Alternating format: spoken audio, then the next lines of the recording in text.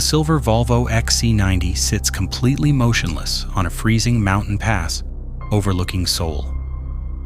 Globally marketed as one of the safest family vehicles ever built, this luxury SUV is engineered explicitly to protect human life. Yet on the morning of December 27, 2023, its sealed cabin holds an inescapable despair.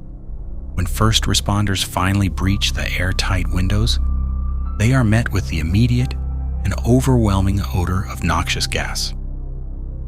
Resting undisturbed on the passenger seat is a single, fully expended charcoal briquette. Slumped in the driver's seat is a 48-year-old man, entirely unresponsive.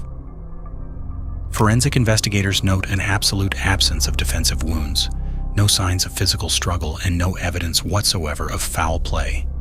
To prevent a grotesque media circus, paramedics do not activate their flashing sirens. Instead, a discreet, unmarked transport vehicle is quietly dispatched to carry away a man known to millions across the globe. The profound silence of this mountain road stands in stark contrast to the deafening, unyielding noise that had consumed his final 70 days.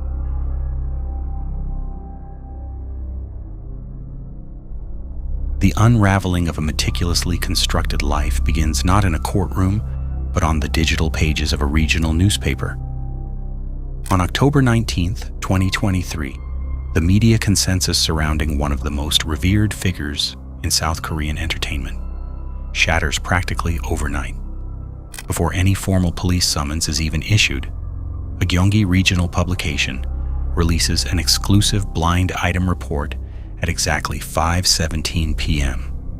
The headline sends immediate and profound shockwaves through the country, stating that a prominent figure, identified only by the pseudonym Top Star L, is reportedly under internal investigation for illicit narcotics.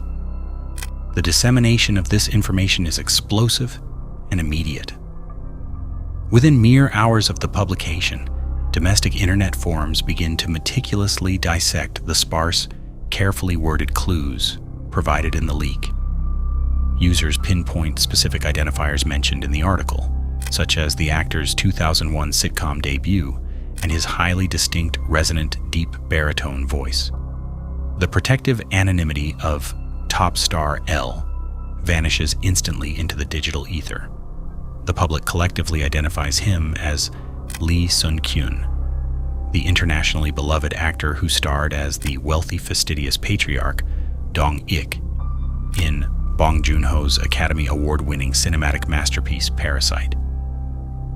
The official narrative presented to the public by the authorities is swift, highly sensational, and entirely uncompromising. Following the media uproar, the Incheon Metropolitan Police Agency officially transitions Lee from a subject of a covert internal inquiry to a formal criminal suspect on October 23rd. Law enforcement sources suggest to the eager, ravenous media that the esteemed actor is, in fact, a habitual heavy drug user, deeply embroiled in an expansive underground narcotic ring. This illicit network is alleged to operate out of Gangnam's most elite, exclusive room salons, far from the public eye. The media immediately runs with the devastating theory that the actor's wholesome, deeply trusted public facade is nothing more than a carefully constructed, hypocritical lie. According to this initial police hypothesis, the actor has been living a sordid double life, and his current predicament is simply a standard transaction gone wrong within the criminal underworld. The speed at which this narrative is accepted sets a dangerous precedent for what is to follow.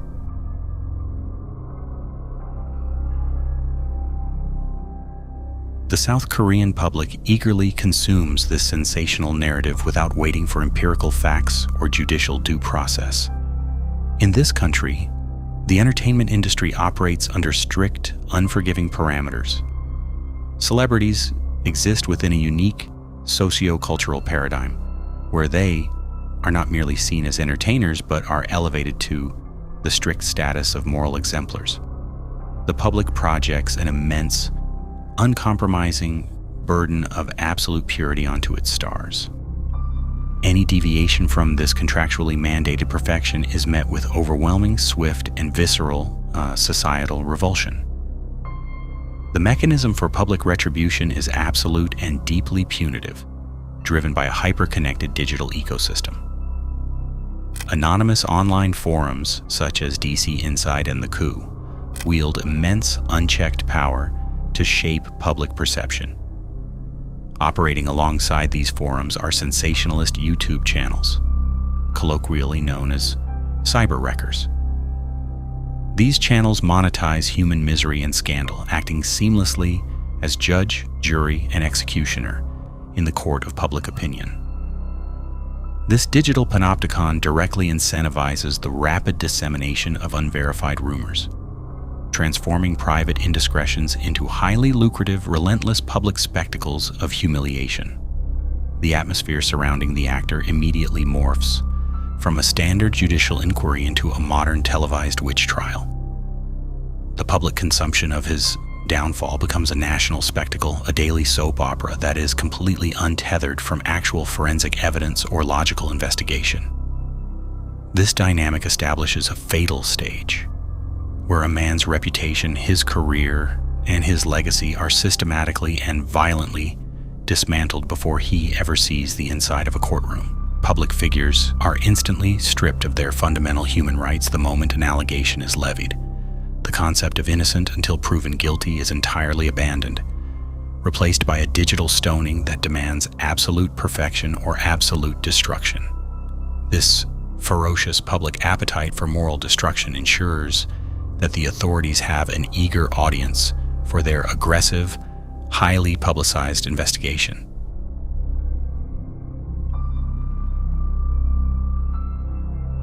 To understand the immense crushing pressure driving this specific investigation forward, one must critically examine the overarching socio-political atmosphere of Seoul in the bitter winter of 2023. The global, unassailable success of the South Korean cultural export machine, often referred to as Hallyu or the Korean Wave, stands in chilling juxtaposition to an increasingly draconian domestic crackdown on narcotics. President Yoon Suk-yeol's administration has formally declared an unprecedented, highly publicized war on drugs. This sweeping political maneuver is explicitly designed to curb rising domestic usage, while simultaneously demonstrating a tough-on-crime stance to satisfy a deeply conservative voter base. This federal decree places extreme, top-down pressure on regional law enforcement agencies across the nation. The Incheon Metropolitan Police Agency's Narcotics Crime Investigation Unit finds itself trapped within a political pressure cooker, absolutely desperate to produce high-profile, headline-grabbing arrests that will validate the administration's aggressive, uncompromising campaign. The unit needs a marquee victory, and the entertainment industry presents a highly visible, incredibly lucrative target for public relations. The entertainment sector is simultaneously preparing for its glittering year-end drama and film awards, an environment where image is tightly controlled and moral perfection is fiercely guarded. Within this precise cultural landscape, Lee Sun-kyun is not just a famous face. He is considered a foundational cultural pillar. Locally, he is deeply cherished for his portrayal of Park Dong-hoon in the critically acclaimed and deeply emotional drama My Mister. In this specific role, he plays a stoic, deeply empathetic middle-aged man bearing the soul-crushing weight of corporate life and family obligations with quiet, unwavering dignity. The South Korean public profoundly conflates the living, breathing man with the fictional character on their screens. His signature resonant baritone voice is perceived as synonymous with warmth, stability, and middle-class reliability. To his family, including his wife, the respected actress Jeon Hye-jin, and their 2 young sons, he is a dedicated provider and a deeply loved father. This immaculate reputation, combined with the extreme political pressure on the police, makes him the ultimate prize for an ambitious law enforcement agency.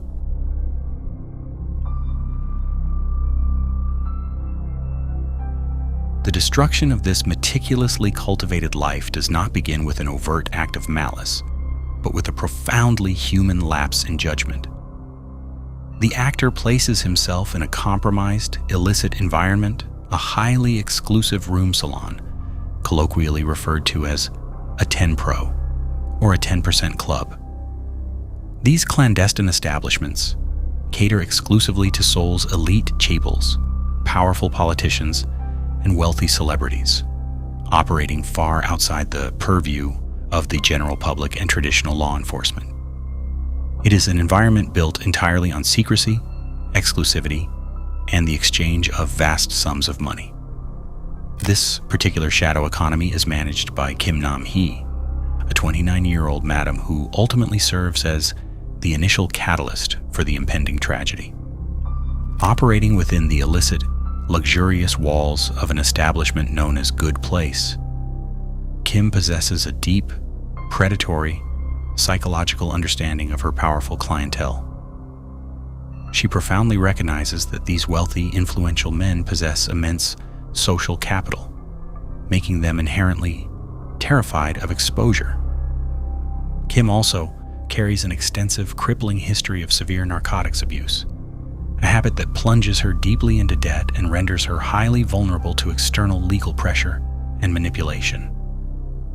She represents the parasitic underbelly of Gangnam's nightlife, a world entirely dedicated to exploiting the inherent vulnerabilities of high-profile married men for immense financial gain. In this hidden ecosystem, power dynamics are fluid and leverage is the ultimate currency. The Good Place is not merely a venue for entertainment. It is a meticulously constructed snare. This environment becomes the precise, fatal intersection where a private indiscretion is positioned to become a devastating national scandal. It is the perfect breeding ground for a crime that thrives entirely in the dark, waiting for the right moment to strike.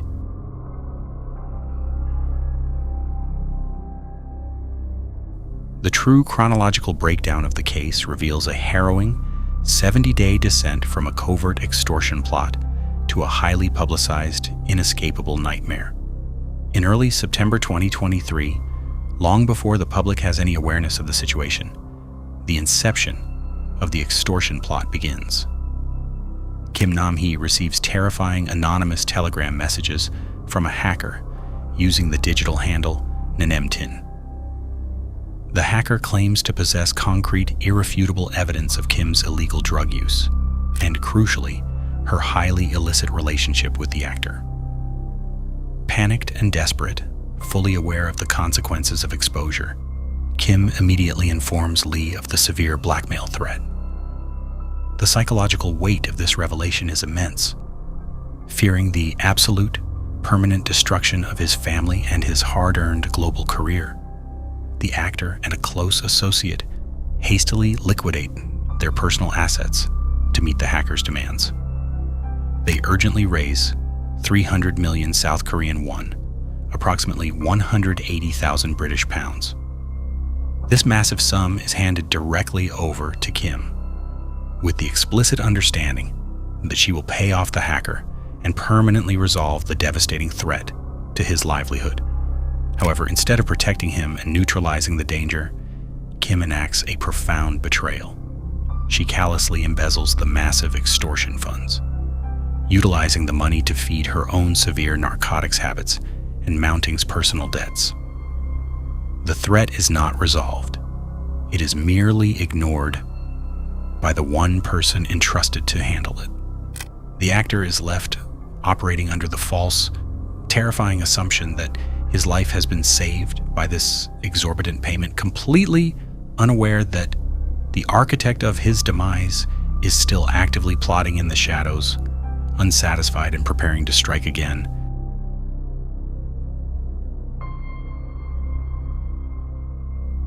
The police fundamentally misunderstand the complex mechanics of the extortion itself, initially assuming that the perpetrators are willing, unified co-conspirators. It takes months of painstaking, highly advanced digital forensics, tracing encrypted telegram IP pings, and recovering deeply deleted hidden messages to finally unravel the true nature of the crime. The hacker, Nanemton, is not a nameless digital phantom operating from a distant, untraceable location. The definitive psychological predator and the primary architect of the fatal extortion scheme is Park So-jong. Park is a 28-year-old failed, entirely obscure actress who originally debuted in 2012 with a minor, forgettable role in an indie film ironically titled The Beginning of Disaster. Unable to secure a legitimate, successful career in the competitive entertainment industry, Park instead amassed a lengthy, disturbing criminal record, including 6 prior convictions. She had previously served time in a federal penitentiary for severe fraud, which is precisely where she and Kim Nam-hee first met, forging a dark, opportunistic alliance built entirely on mutual grift and manipulation. Upon her release from federal prison, Park moved into the apartment directly above Kim's, deeply and systematically embedding herself into the madam's daily life. Park's methodology is chillingly sociopathic in its flawless execution. She covertly installs highly illegal surveillance cameras directly inside Kim's private apartment, meticulously monitors Kim's personal communications, and utilizes encrypted telegram channels to adopt the terrifying digital persona of the hacker. Park heavily blackmails Kim, which inadvertently forces the madam to extort the actor. However, when Kim absconds with the 300 million won, Park coldly bypasses her former cellmate entirely. She directly approaches the actor to violently extort an additional 50 million won. In a staggering, calculated display of betrayal, Park also formally reports Kim's drug use to the authorities. She provides the police with her own friend's hair samples in order to eliminate her co-conspirator and completely monopolize the lucrative extortion scheme. When Park is eventually arrested by authorities, she orchestrates a highly manipulative public display, arriving at her warrant hearing, clutching her infant child in her arms, attempting to weaponize maternal sympathy against the flashing cameras of the domestic press corps.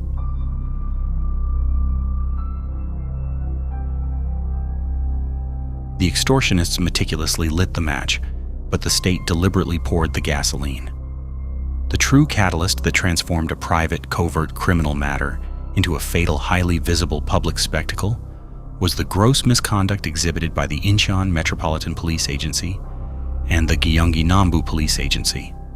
Law enforcement officials, sworn to uphold the integrity of the judicial process, fundamentally betrayed their core mandate. A senior police officer acting as a former inspector identified as A and a prosecution investigator identified as B actively and maliciously leak internal, highly classified investigation reports to eager regional journalists. These illegal, unprecedented leaks contain the actor's full name, highly unverified drug allegations, and deeply sensitive personal data that should never have seen the light of day.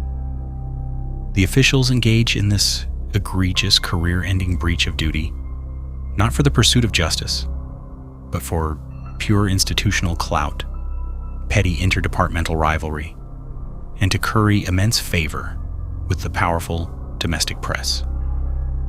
Their actions completely intentionally bypass the rule of law, directly triggering the lethal media circus that weaponizes the extortion plot into an unbearable public shaming. The system designed to investigate the crime becomes the primary engine of the victim's destruction. When these devastating leaks are eventually investigated by internal affairs, the prosecution investigator exhibits a profound, staggering lack of remorse. He actively attempts to destroy crucial evidence by replacing his mobile phone. Furthermore, he allegedly celebrates the arrest of the police officer, openly mocking the entire justice system by brazenly declaring that they had caught the worst guy and were merely scapegoats in a larger game. This institutional rot ensures that the actor is fighting an entirely unwinnable war on two fronts.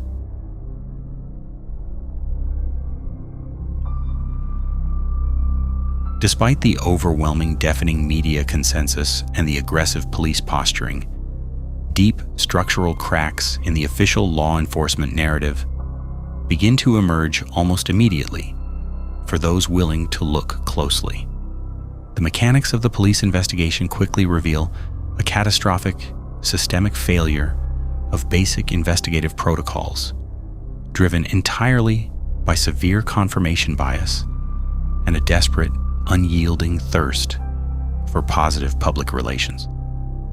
Instead of relying on empirical physical evidence, the Incheon Narcotics Unit builds their entire high-stakes prosecution on the coerced, highly unreliable testimony of Kim Nam-hee. As a known drug addict facing severe federal prison time, Kim is absolutely desperate for a plea deal to save herself from ruin. During a mere 11 interrogation sessions with the madam, investigators repeatedly prompt her to mention Lee Sun-kyun's name an astounding 196 times.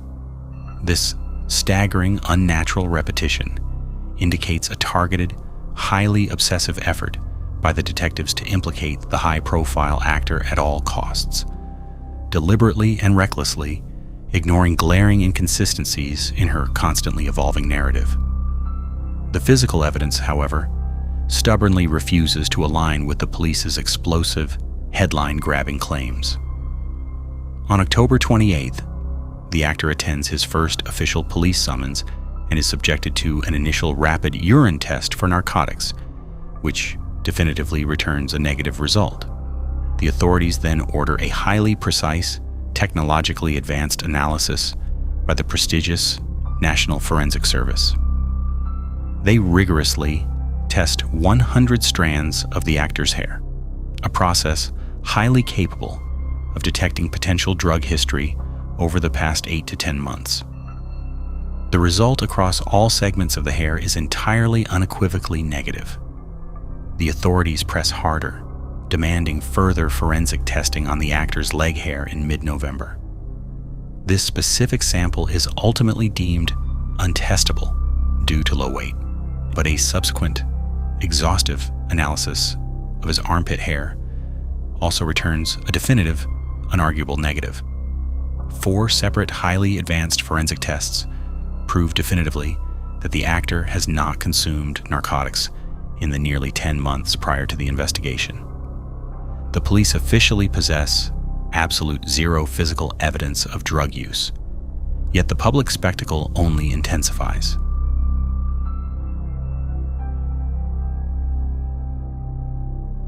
Faced with a total collapse of their empirical evidence, the police pivot sharply. Instead of adjusting their investigation based on scientific fact, law enforcement aggressively escalates their psychological warfare against the suspect. Despite his legal team formally and repeatedly submitting requests for a private underground entrance due to his rapidly deteriorating mental and emotional state, the police deliberately force the actor to walk the photo line 3 separate times. The photo line is a uniquely Korean, highly punitive prosecutorial tool. It is a literal taped square on the ground outside the police station where a suspect is physically forced to stand, completely exposed before hundreds of flashing cameras and screaming, aggressive reporters. It is an extra-legal, unsanctioned mechanism explicitly designed to induce extreme psychological trauma, force absolute public submission, and trigger a permanent societal excommunication long before a trial even begins. During his second summons on November 5th, the actor faces this gauntlet again. During the subsequent interrogation, he testifies on the official record that he was deceived by Kim Nam-hee, stating clearly that she tricked him into taking something without his knowledge that it was an illegal drug. He continues to vehemently deny any intentional or habitual narcotics use, but his desperate words are entirely lost in the chaotic, blinding frenzy of the flashing bulbs. On December 23rd, at exactly 10 a.m., the actor arrives for his third and final, profoundly grueling police summons. Once again, he is paraded into the glaring public photo line. The interrogation that follows lasts an agonizing, unrelenting 19 hours, finally concluding at 5 a.m. the following morning on Christmas Eve. He is exhaustingly questioned simultaneously on the baseless drug allegations and his own formal, desperate criminal complaint of extortion against Kim and the unknown hacker. The state apparatus systematically grinds him down, utilizing sleep deprivation and public humiliation as substitutes for actual evidence.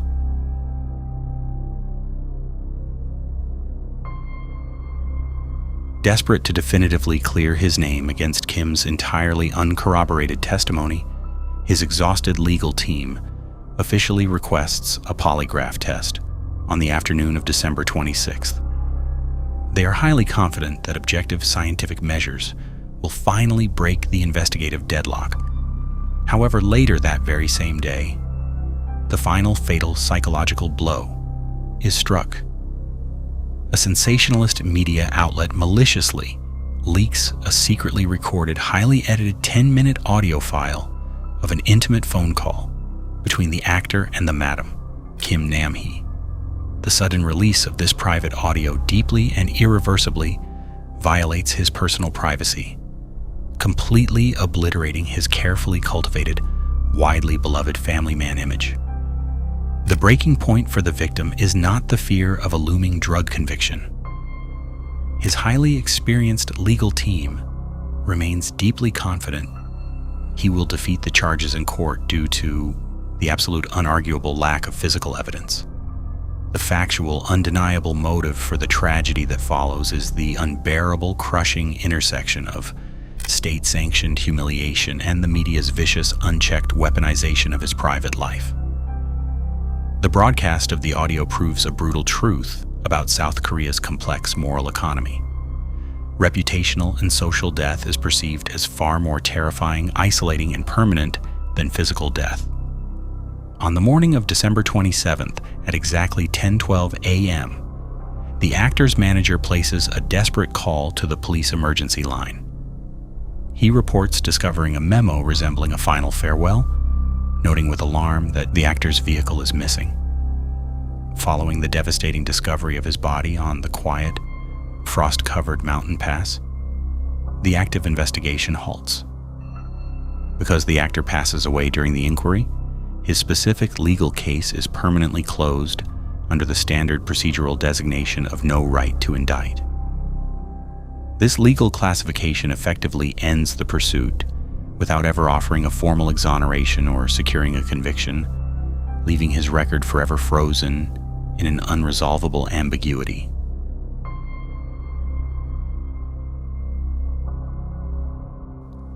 Though the primary target is gone, the legal hammer eventually falls heavily on his tormentors in the ensuing months. In December 2024, the Incheon District Court hands down initial sentences to the extortionists, which are immediately appealed by both sides. During the appellate process, the court delivers a significantly harsher verdict, severely excoriating the defendants for ruthlessly exploiting their victims' trust and intentionally utilizing the rabid media environment to induce sheer terror. The hacker, Park So-jong, is sentenced to 6 years and 6 months in federal prison. The Madam Kim Nam-hee receives 5 years and 6 months behind bars. The institutional leakers face severe justice as well. The former senior police inspector is fired in absolute disgrace, permanently losing his administrative lawsuit to regain his position in August 2025. By June 2026, prosecutors formally request a 3-year prison sentence for both the former police officer and the prosecution investigator, marking a rare, historic instance of state actors facing prison time for press leaks. The violent erasure of the actor triggers a seismic, unprecedented reckoning within South Korean society. Oscar-winning director Bong Joon-ho, alongside a massive coalition of industry leaders, forms the Cultural Artists Solidarity Conference, demanding absolute accountability from both law enforcement and the press. They draft and aggressively lobby for the Lee Sun-kyun prevention law, seeking to strictly enforce statutes that expressly forbid leaking unproven allegations to the media. KBS 단독 보도에는 다수의 수사 내용이 이미 포함되어 있는데 어떤 경위와 목적으로 제공된 것인지 면밀히 밝혀져야 할 것이며 소환 당일 고인이 노출되지 않도록 대비하는 그 어떠한 조치도 취하지 않은 점이 과연 적법한 범위 내의 행위인지 명확하게 밝혀줄 것을 요청합니다. 제2, 제3의 희생자를 만들지 않는 유일한 길입니다. The tragedy forces a harsh sociological debate regarding the concept of Han, exposing how public figures are stripped of their humanity and subjected to an unforgiving digital stoning. Today, a profound and terrifying chilling effect has taken hold of the entertainment industry, with talent agencies employing highly aggressive legal strikes against online forums. The actor's surviving wife and children have largely retreated from the public eye, bearing the lifelong trauma of his highly public ordeal. His legacy, once defined entirely by his brilliant acting, is now permanently intertwined with his status as the ultimate martyr of a vicious, unchecked cancel culture. The flashing cameras of the photo line have long since faded, leaving behind nothing but the cold, unresolved silence of an empty mountain road.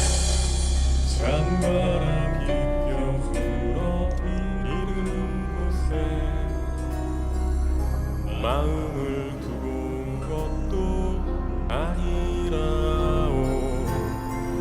먹구름 흐트러져 비 도는 곳에 미련을 두고 온 것도 아니라오. 아, 어쩌다 생각이 나면 그리운 사람이 있어 밤을 지새고 가만히 생각하면 아득히 먼 곳이라 허전하니 내 맘에 눈물 적시네.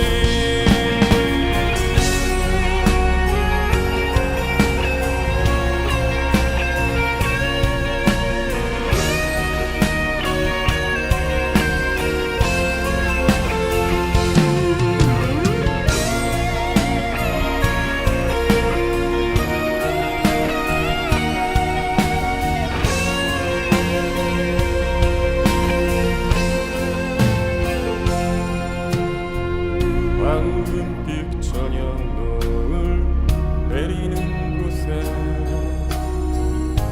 사랑이 머무는 것도 아니라오. 호숫가 푸른 숲속 아늑한 곳에 내